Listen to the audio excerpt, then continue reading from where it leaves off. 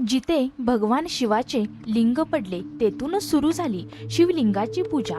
मित्रांनो, हिंदू धर्मामध्ये लिंगासंबंधित खूप गोष्टींचा प्रचार केला गेला आहे, ज्या आपल्याला थक्क करतात। त्यातीलच एक पुराण कथा आहे। त्यामध्ये हे सांगितलं गेले आहे की भगवान शिवाचं लिंग तुटून पृथ्वीवर पडलं गेलं होतं। तेव्हापासूनच हिंदू धर्मामध्ये लिंग आणि योनीची पूजा सुरू केली गेली आणि भगवान शिवाला लिंग स्वरूपात पूजल्यावरच ते सर्व भक्तांची मनोकामना पूर्ण करतात। चला तर मग ही कथा आपण पूर्णपणे जाणून घेऊया। मित्रांनो, शिवपुराणामध्ये शिवाच्या लिंगाचे पूजनाविषयी खूप काही सांगितलं गेलं आहे। या पुराणामध्ये हे पण सांगितलं गेलं आहे की एका शापामुळे भगवान शिवाचे लिंग तुटून धर्तीवर पडलं गेलं होतं। तेव्हापासूनच भगवान शिवाला लिंगाच्या स्वरूपात पूजलं जाऊ लागलं।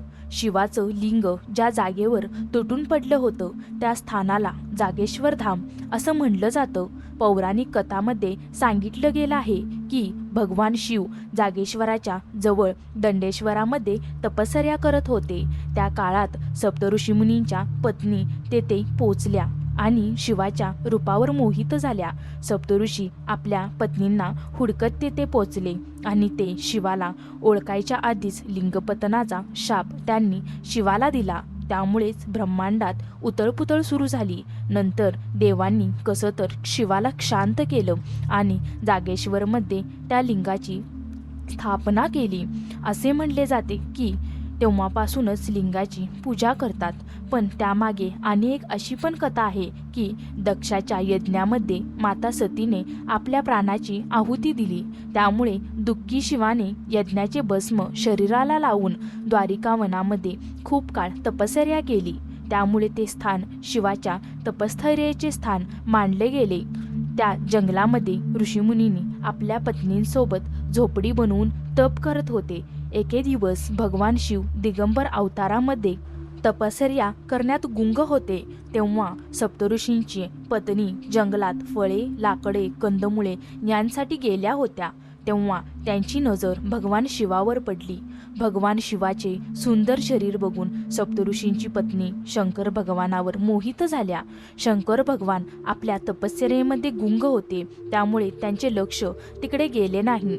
परत ऋषींच्या पत्नी संभोगनेच्या वासनेने तिथेच खिळून राहिल्या।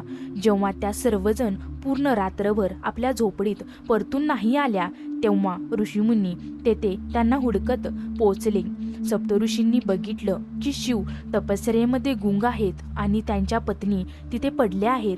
ते पाहून सप्तऋषींना वाटलं की शिवानेच त्यांच्यासोबत गैरव्यवहार केला आहे आणि ह्याच गैरसमजामुळे भगवान शंकराला त्यांनी शाप दिला आणि बोलले, तुम्ही आमच्या पत्नींसोबत दुर्व्यवहार केला आहात, त्यामुळे लगेचच तुमचं लिंग तुमच्या शरीरापासून वेगळं होईल। भगवान शिव नेत्र उघडून बोलले, तुम्ही अजाणतेपणे मला शाप दिला आहात, पण मी त्या शापाचा विरोध करणार नाही। माझं लिंग धडावेगळं होऊन ते इथे स्थापित होईल आणि तुम्ही सप्तऋषी पण आकाशात 7 तारे बनून अनंत काळापर्यंत राहशिला।